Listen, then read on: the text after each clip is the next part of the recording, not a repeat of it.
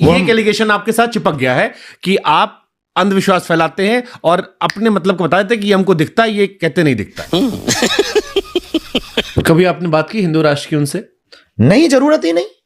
हम कभी सरकार के भरोसे हिंदू राष्ट्र के नहीं है। एक बात और बड़ी तो कैसे बनेगा? मान लो आप हिंदू, इस देश का हिंदू अपने आप को पहले कट्टर हिंदू बनाए, तब भारत हिंदू राष्ट्र। कट्टर हिंदू की जरूरत क्या है?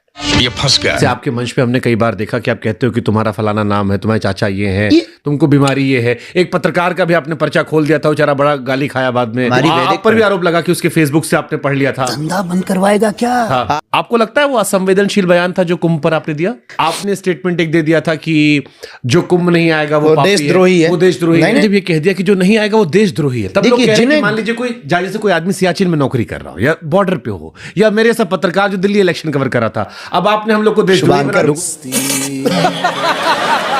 फाइनली दोस्तों वीडियो क्लिप देख के आप लोगों को पता चल गया होगा इस वीडियो किस टॉपिक पे होने वाली है। धीरेन्द्र शास्त्री ने कहा जिन लोग मर गए उन लोगों का मोक्ष मिल गया है। इस बात पर शुभंकर पुस्त्र ने कुछ ऐसा सवाल पूछा, धीरेन्द्र शास्त्री पूरा बकला गए। तो दोस्तों इस वीडियो का एंड तक बने रहे और अपना राय जरूर बताइए। लोगों ने कहा कि धीरेन्द्र कृष्ण शास्त्री ने असंवेदनशील बयान दे दिया कि जो यहाँ मृत्यु हुई वो मोक्ष किया है। फिर लोग आपको व्यक्तिगत टारगेट करने लगे कि ऐसे तो आपको ही मोक्ष मिल जाना चाहिए। आपको लगता है वो असंवेदनशील बयान था जो कुंभ पर आपने दिया? अभी पता चलेगा। हम किसी गरीब को कहें कि पैसा सब कुछ नहीं होता है, तो वो कहेगा महाराज हमें पहले दे दो फिर बताएंगे। तो ये वहां तो ज्ञान की शून्यता हो जाती है। इतना तो हम भी समझते हैं, लेकिन समझाने के लिए आपको कुछ तो कहना पड़ेगा। झूठ बोलो, बार बार झूठ बोलो।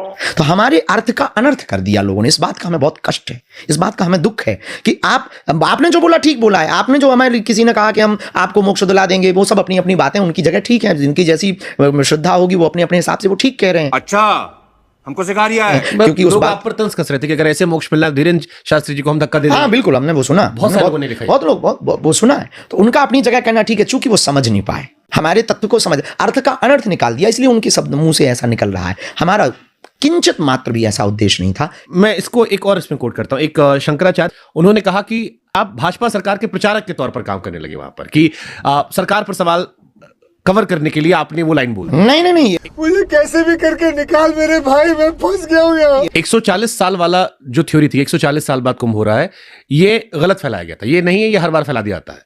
देखिए 140 साल बाद फिर आपने स्टेटमेंट एक दे दिया था कि जो कुंभ नहीं आएगा वो देशद्रोही है। वो देशद्रोही नहीं, को पापी नहीं, हमने देशद्रोही का। हमें उस व्यक्ति से नफरत है जो सर तन से जुदा करने की बात करता, जो भारत तेरे टुकड़े होंगे, जिन्हें वंदे मातरम गाने में दिक्कत है, जो राम की यात्रा पर पत्थर फेंकते हैं, जिन्हें सीता पर कमेंट करने में मजा आता है। तुम्हें हिंदू कहने में शर्म लगती है और तुम कहते हो कि हम हिंदू हैं, और नारेबाजी करके कमेंट करके तुम चल पड़ते। नहीं, हिंदुओं के अंदर हिंदुत्व भरना है। और संविधान तो 125 बार से ज्यादा समय उसमें सुधार हो चुका है। एक बार अगर हिंदू राष्ट्र के लिए हो जाता है तो कोई बुराई नहीं। तो ये तो बिना पॉलिटिकल मूव के होगा नहीं। आप कह रहा पॉलिटिक्स में जाओगे? पॉलिटिक्स की हमें जाने की जरूरत ही नहीं है। जब हिंदूवादी विचारधारा के कट्टर लोग इस देश में होंगे, जब इस देश का 140 करोड़ की जनसंख्या वाले देश में 100 करोड़ हिंदू एक विचारधारा के साथ जिएंगे, तो निश्चित रूप से वहां पर संसद में रहने वाले भी तो हिंदू हैं। तो आप किंग मेकर बनोगे? नेवर। तब तक हम रहेंगे भी कि नहीं रहेंगे ये भी हमारा कोई ड्रीम थोड़ी है।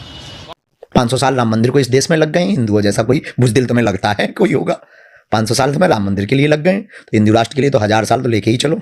बस हवा निकल गई। दोस्तों वीडियो तो आप लोग देख ही लिया है। वीडियो कैसा लगा कमेंट करके जरूर बताइएगा, और ऐसा नया अंत वक्त वीडियो देखने के लिए हमारे इस वीडियो को लाइक और चैनल को सब्सक्राइब जरूर कीजिएगा। मिलते हैं अगले वीडियो में।